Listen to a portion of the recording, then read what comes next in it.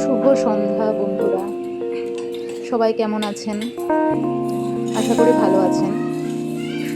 জন্মাষ্টমীর পুণ্যতিথিতে সবাইকে জানাই আমার আন্তরিক শুভেচ্ছা। সবাই ভালো থাকবেন। আজকে অনেকদিন ধরেই আমার হাজব্যান্ড বলছিল চিড়ে ভাজা খাবে। করব ভাবছিলাম, করা হয়ে ওঠেনি। তাই আজকে সন্ধ্যায় ভাবলাম না চিড়ে ভাজাটা বানাই।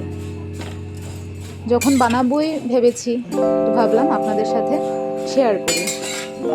আর ইউটিউবে এটা আমার ফার্স্ট ভিডিও, আমি আপনাদের সাথে শেয়ার করছি। তো এখন বলছি চিড়ে ভাজা বানাতে কী কী লাগবে। আমি প্রথম আদা কুচিয়ে নিয়েছি, পেঁয়াজ কুচিয়ে নিয়েছি, সাথে লঙ্কাগুলো চেরিয়ে নিয়েছি গা দিয়ে, বাদাম, নুন, তারপর তেল। তারপর ওভেনটা জ্বালিয়ে কড়াই বসালাম।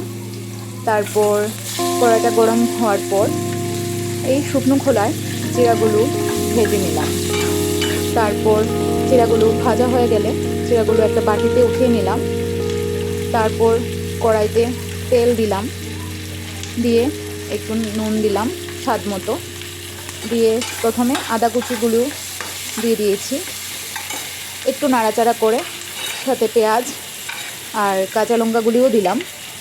পেঁয়াজ আর কাঁচা লঙ্কাগুলো ভাজা হওয়ার পর বাদামগুলো দিয়ে দিয়েছি। আস্তে আস্তে বাদামগুলো নেড়ে চেড়ে ভেজে নেওয়ার পর ওই যে চিড়েগুলো ভেজে রেখেছিলাম শুকনো খোলায়, ওইগুলো দিয়ে দিয়েছি। তারপর আস্তে আস্তে চিড়েগুলোকে ভেজে নেড়ে এই তো করলাম চিড়ে ভাজাগুলোটা। তো বানিয়ে দিলাম সবাইকে। বন্ধুরা দেখবেন ঘরে ট্রাই করে কেমন হয়েছে খেতে। আপনারাও ট্রাই করবেন এরকমভাবে চিড়ে ভাজার। আমি তো আজকে ফার্স্ট টাইম করলাম। বন্ধুরা, আমার চ্যানেলটাকে আপনারা সবাই সাবস্ক্রাইব করবেন, লাইক করবেন এবং শেয়ার করবেন। নমস্কার, সবাই ভালো থাকবেন।